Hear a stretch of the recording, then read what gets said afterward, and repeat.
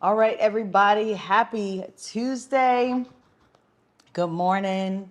Maybe where you are, it's good afternoon or good evening. But welcome to another episode of Breakfast with Mark and Jen. It's really a podcast, I would say. But we help your Christian marriage thrive. Yeah. And we have what we believe is a good topic for you today. We try to keep the topics coming in fresh and relevant. And so I was Coming in. inspired. Coming in hot. Oh, That's what okay. I was going to Well, say.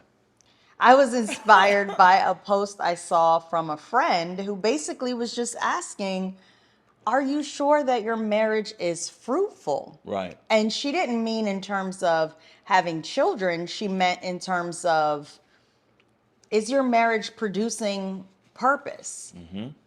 Do you know what your marriage's purpose is? And I thought, that's good food for thought. And I actually wanted to delve into that today. So thank you, friend, for your Facebook post. But what I'll say to start off, Mark, is that Christians are supposed to lead productive lives. Okay. And you can actually be busy and not productive. So some Christians probably feel as if I am productive then, Jen, because I always have 5 million things on my plate. I'm always running around like a chicken with my head cut off. I always Right. have a crammed to-do list. But I know from personal experience, you can be busy, but actually not productive because you can be busy for weeks on end. You're stressed, but then you look up, what have you really produced? Right. You haven't produced any wealth. You haven't produced any connections. You haven't produced any projects. You Yeah. haven't, I mean, you've just been busy, just doing things, but Yeah. not productive.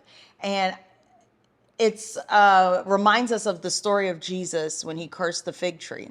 So Jesus was hungry. My husband has preached a message on this text before. It was absolutely amazing the first time I heard him preach a message on this text. Really? Yeah, the first time he preached it, we were still living in New Jersey, and I think it was called Heaven is Hungry or Yeah. something like that. Let's go. And I it need to was preach that again. and it was so good to say heaven is hungry because I mean Jesus is, Yeah. that's heaven. Yeah. But That's good. and so Jesus, just to make sure you're familiar with the story, he is hungry and he sees a fig tree. And initially he's like, oh, great, perfect. Let me just get something to eat off this fig tree. And he goes to the fig tree and notices that the fig tree didn't produce or hadn't produced any figs. Right. And the reason this was a problem is because this was a season where figs should have been available. It wasn't like Jesus was unreasonable and said, oh, it's not fig season. How come you don't have figs? This was the season when figs should have been available, Right. which is why he approached the tree expecting to be able to receive. Okay. And when he couldn't get any fruit from the tree, he cursed that tree. And basically was like, that's it, you're done. You're going to be shriveled up and dead. I have no purpose for you because you are not even producing fruit in your season. And so, what about marriage? How do you apply that to marriage? Does God look at your marriage and say, in this marriage, I see two people who are just self serving, and in the marriage to be comfortable, in the marriage to be pleasured, but not producing anything? Not producing anything. Um, and I think that's important because, as you're saying, we should be productive in every aspect, every area of our life. Now, I think a lot of couples get married and nobody ever really talks about a mission statement for your marriage. We have a mission statement for our organizations. We have a mission statement for our businesses. What about a mission statement for your marriage? Because That's if you can good. have a mission statement for your marriage, then it'll actually shape the vision, which should, in the end, produce fruit That's good, Mark. to ensure that you have actually fulfilled everything God wanted you to fulfill. Because what's the point of getting married if there's no purpose attached to That's it? so good. Because we've talked about before that marriage is means of many things, but one of the things that marriage is, we've said in previous talks, is that it's your indicator from God that whatever it is you have to accomplish in life, you can't accomplish all of it by yourself. And so obviously, you and your husband may not have the same career path, you may not have the same businesses, Right. but there is something that you're supposed to accomplish together that you can't accomplish separate, and that is why and I believe it's more than just producing children, because not every marriage will produce children. No, no, not every marriage is going to produce children, and children isn't the epitome, or children isn't necessarily the only measuring stick for whether or not you're purposeful as Right. a marriage. Yeah. And I think that we have to take a closer look at, okay, how do our purpose come together? How do our purposes really come together to form something that God looks at and he says, yeah, that's exactly why I put you guys together. Yeah. You have to be fruitful in that area. And so I think it's a good exercise. I think it's a good idea to sit down with your spouse and get a vision, get a mission So statement good. for your marriage. I'm not talking about a mission statement for or a vision for your finances. I'm talking about a vision or mission statement for your entire marriage. Yeah, that's good. And it may require you to go away with your wife or your spouse on a retreat and spend some time together and then say, this is going to be why we exist together. Yeah. And everything else is going to fall under that. So that when you're 60 years old, when you've been married 30, 40, 50 years, you can say, hey, we're still accomplishing our mission. Yeah. It's just that certain things have kind of changed a little bit because we've gotten older or finances have changed, but we're still on mission. That's Every good. successful unit has a mission statement. Oh, And I why love doesn't your that. marriage have a mission Right. statement? Yeah. I love that, Mark. I love that. And I love that you said, don't get caught up in the weeds of, this is our mission for our finances, or this is our mission for where we want to travel, where we want to.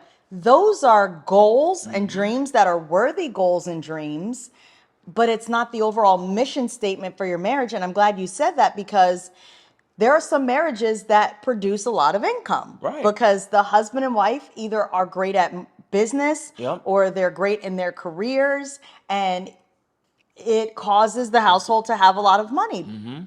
But it doesn't mean that you're actually being productive just because you're both bringing in a high level of income. That could just be a byproduct, obviously, of your work ethic. God has just blessed you in that season, Right. in that area. Yeah. But it doesn't mean that you're overall being productive, because God is not shallow. So there's got to be more to your marriage than producing wealth. Right. Because even if he's given you a marriage where you find that, man, for both of us, wealth comes easy. Okay, but then dig deeper. What is your purpose then? Because if he's blessing you with wealth, there's got to be a deeper purpose. What does he want you to do with that wealth? Because I guarantee you, the deep God that we serve, Yeah. the only thing he wants you to do with that wealth is not travel and buy a big house. No. No. So, No. No. He wants you to be doing something purposeful, something that you can only do together. yes. So if you weren't married, then you wouldn't be able to accomplish this. You wouldn't be able to accomplish that. Whatever it is, it has to be something that actually is only achievable when you're together. I like And that. the other thing is that I think many people gloss over how important it is that, you have a purpose statement, a mission statement, because we feel like we're just coming together and we're kind of forming our own individual paths, and Yeah. maybe they intersect, maybe they intertwine, but we never really come at it from God's perspective to say, hey, you're coming together for a common goal. Right. Right. You're coming together for a common goal. And I think that's what makes this whole idea of being productive powerful. Yes. It really makes it really powerful, because you've got to say, if I'm going to do this thing with somebody, it's got to be beneficial. It's got to be more powerful. It's got to be more impactful than us, living our separate lives Yes. and being successful. What is it that makes you guys together unique? What is it that makes your unit unique? And I wonder, Mark, in that same vein, if some marriages fail or at least just are not thriving because they don't know their purpose. Right. The Bible even says that without a vision, the people perish. And I know that typically we don't use that scripture for marriage, but I think it's applicable here because if God is saying in order to thrive in life, you need a vision, you need a purpose. I mean, how many times, Mark, do people who aren't even saved say, you have to find a reason to live. You have to find a reason to get up every day. Yeah. I mean, I just saw a therapist say recently, and this is not a therapist who's a Christian to my knowledge, and she even said she always tells her clients, we've got to dig deep and figure out what your purpose is, Right. because if you're going to make it out of this depression, if you're going to make it out of this tough time in life, if you're going to find a reason to live, purpose is going to be that thing. Right. The Bible said it first. Yeah. Without a vision, the people perish. Right. And so I think it's possible, Mark, that some marriages, like I said, even if the marriage doesn't completely dissolve, maybe some marriages just don't thrive because they don't know what their purpose is. And if you don't know why you're with that person, if you don't know why you're married, then I think it's tough to sometimes keep going or to put in a certain amount of effort because you're sitting here thinking there's no point. Yeah.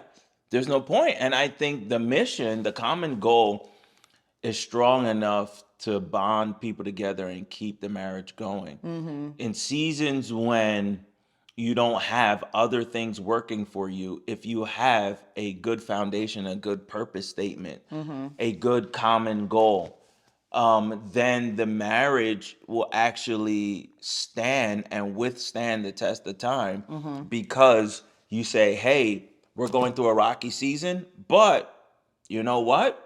We're still trying to be mission driven. And I think you're right about the fact that it's easy to let go of something when there's no purpose attached to it. So it's easy to let go of a spouse when you don't feel like there's any purpose Yeah. attached to them. But when you believe that together we have something to accomplish, Right. then you're going to think twice about throwing that person away. Yes. And you're Absolutely. also going to think about the fact that there's nobody else in this life that trumps your spouse or can take your spouse's place, because then the purpose would change. Yeah. And if the purpose changes, then that means I may not be in correct alignment with God or where he wants me to be. Yeah. So I just can't swap spouses like I swap sneakers. That's it. Excuse me. I can't swap spouses like I swap sneakers, because a spouse is connected to purpose. A sneaker is connected to your desire. That's good. So purpose over desire. Purpose has to trump desire. Has to trump desire. And that's what really will hold marriages together. And I thought of something else that kind of secures this thought of, when you build it right, it stands the test of time and it lasts. Is the parable, the story that Jesus talks about, the foolish man built his house on the sand and the wise man built his house on the rock. Right. What you build your marriage on determines whether or not you can withstand the storm. That's good. Have you built it on enough purpose, or have you just built it on sex? Y'all not. Right. Or just built it on money. Or just built, I mean, If you build it on these sandy things yeah. that can't withstand a severe storm, Yes. then of course that's why the marriage is in trouble. That's why it dissolves, is because you didn't build it on purpose. Yeah. Because That's good. purpose trumps how my spouse looks. Yeah. I need to be attracted to her, Right. but purpose trumps that. What happens if she gains a lot of weight? Yeah. What happens if she gets wrinkles on her face? It's about purpose. I mean, I know someone right now, Mark, who is going through an illness that literally has shifted her features. It's the type of illness that it messes with your body to the Yeah. extent that it messes with your insides, but it can also change certain disfigurement of your Right. external. Right. And she said she's just grateful because her husband tells her every day she's still beautiful. And sometimes she feels like, man, I don't look exactly the same as I did when Yeah. we first got married. But I think that is an example of a husband who's like, but my purpose is tied to her. Yeah. So her facial features have to be trumped by the purpose that we have as a couple. And so you're right. If you build it on sandy things, those things can fade. They can absolutely fade. Yeah. And the thing about purpose, when you think about a business, right? Things change. So how you actually produce revenue may change. The systems may change, but the mission never changes. Yeah. And so we can live anywhere in this world, but our purpose together will never change. We can pack up and move, but our purpose will never Yeah. change. And you can't confuse the system with the purpose. You can't confuse a way in which you're producing revenue in your marriage, a particular job, a particular career, and say that if this changes, then all of a sudden I can't be married to my Right. spouse. Like, what Right. happens if they lose their job, or what happens if things shift? Exactly. That's why I think a lot of couples are confusing purpose with all of these extra things that cannot really secure and ground the marriage. That's good. I love that.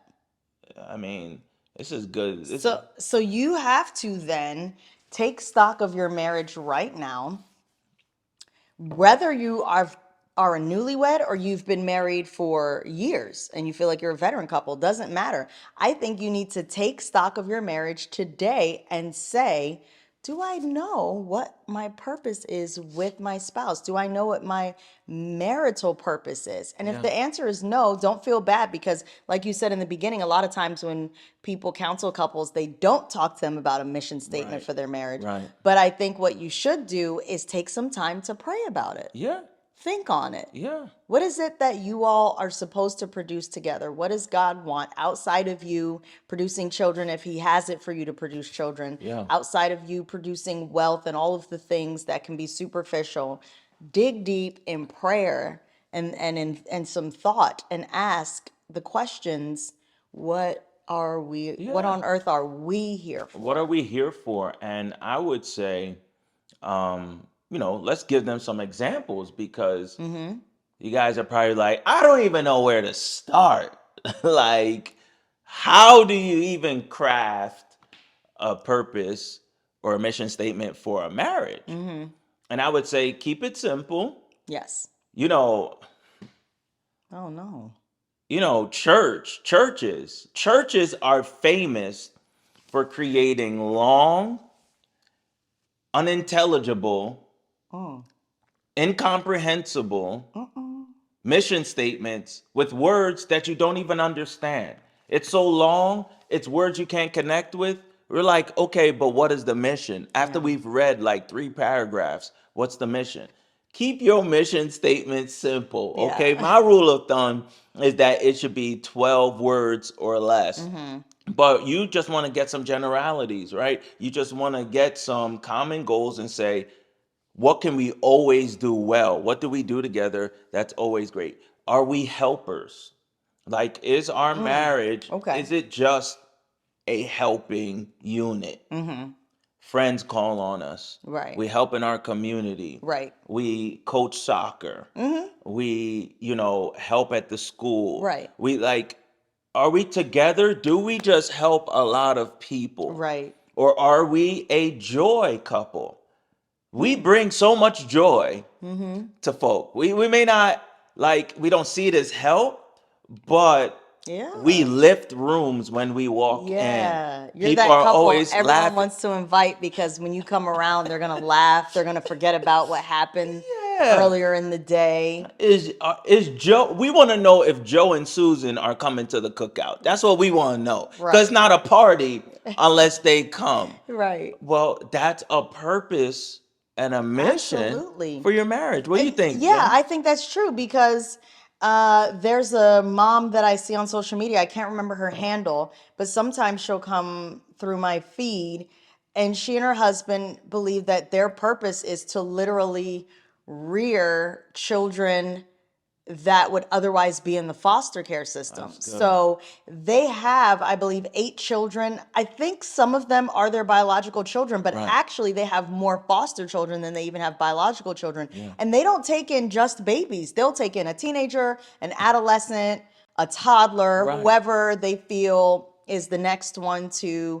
come in. And when I see her, at least on social media, it looks like she really cares for these kids. Yep. She and her husband have built, like, done their kitchen so that they can accommodate all the cooking she has to Mm-hmm. do. She has all these things organized, and she's not actually, they're not trying to do anything else other than continuing to pull kids out of the foster care system, because Yeah. we all know that traditionally that is not usually a good place No. for kids. No. And they believe their mission is to pull as many kids while they're still Mm-hmm. young enough and healthy enough to do so. They believe their mission is literally in their marriage to pull kids out the foster care system. So they're So like, when good. some of these kids go to college, we're going to get some more. We're gonna get some more. We're gonna get some So, more. We're pouring into children. And that's our mission together is to pour into children. We'll yeah. do that before we go, be CEO of a company. Yeah. We're CEO over kids. And That's good. And I think it's important that they know that because it's important work. listen, the next generation needs a lot of help. Okay? Yeah. It's Okay. important work, but I don't see them trying to be international speakers or trying to do a TED talk. They're Right. literally like, this is what we're supposed to do.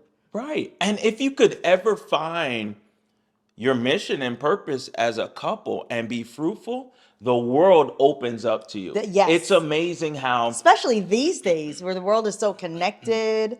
it's incredible how we think education opens doors. There's nothing that opens doors like purpose. That's so true. There's Yes. nothing that opens doors like I purpose. love that. You can be, it doesn't matter whether you're a landscaper, an accountant, or you're just babysitting. If you're called to do it, you'll find yourself in an important room. You'll find yourself in an area of influence because you're in purpose. And I think that people have to look at it that way when it Oh, comes to that's their good. marriage. One of the things, Jen, that we've done with couples is a mind map, right? We came up with a marriage mind map, and to Yeah. be honest, I feel like we might have to. Yeah, we gotta do that. No, but I don't think I've ever seen it before we did it. Yeah, so shh, don't tell nobody. You letting out the secret. You the one brought it up. That's like a secret recipe. A marriage mind map. I've never seen that, but we did that. Yeah, and he's just brought it up to the World Wide Web. Listen, y'all get that for free. Now we could walk you through it, and Well, that that's may true not because be for free. yes, because that's true. They don't know exactly how it's done, so that we will not go into detail. This revolution will not be televised. There you go. But that was powerful, right? The marriage mind map was powerful because couples were telling us they never looked at their. I don't want to give too much away. They Yeah. never looked at their marriage from that angle Yeah. without doing one. Yeah, and to be able to look at it from different angles and find purpose in your marriage. Oh, I mean, you can't beat that. You can't Can't beat that. beat It it. brings so much life and energy, vibrancy back into the marriage because people are like, okay, this is why we're doing it this way. This is why we're connected. So that's been really good. What else you got on this? Anything else? I think I'm You good. think you're good? I think so because I think this talk was pretty straightforward, Right. and I think we explained it well. I think now it's just for them to leave this talk and do the work. Yeah, yeah. Drop a comment. Put something in the comments to let us know if this is something you're gonna try. and let us know how it's going. Oh, yeah. Because this is cool, and we feel like this will really, really benefit and help your marriage. Yes. So we love doing this We stuff. love doing this stuff. I don't know why I just got this thought, but it's an exciting time. Christmas is upon us. It's September. It is. It is really September, and not even that. But Labor Day is It's over, so it's September 5th. right, which means Labor Day is over.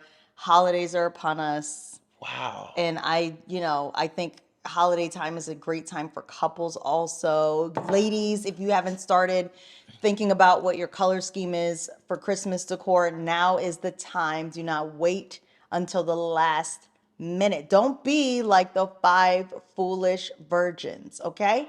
Because you will be out here not having oils for your lamp, and Christmas will be here, and guess what? Those of us like me who were prepared, our homes are decorated and yours is not. He's coming. God is looking for productive people. That's what we're talking about today, being productive. So I did have something else I wanted to add, and that is be productive. Think about your Christmas decor and don't let it be too late. Listen, retailers and people like Amazon love you guys because they be dropping them sales early. Correct, And right. there's Christmas enough in of y'all that's July. like, hey, let's go. Let's start getting this Christmas party started. And I'm Listen, like, it is they too put early. out that Spirit of Halloween store in July. Somebody needs to take that down. Put up Father Christmas. Here we go. Spirit of Bethlehem. Here we go. Why don't we have that store Here up we in go. July? Here we go. Here we So go. But we hope and pray that this one bless your marriage. This is a good one. You gotta it's share this really one. good. Because Y'all should be sharing all of these. yeah, but I guarantee you, you probably haven't heard anybody talk about a marriage mission statement. Correct. So share this, tell somebody about it, and we want you to grab the course if you haven't done so. Come on and get And that course. it'll be linked in the bottom in the description of this video. And we got some more hot off the press fire stuff coming, and it's gonna help your marriage Absolutely. thrive. All Yes. right. So this has been another episode of Breakfast with Mark and Jen, and we will catch you next time. Take care.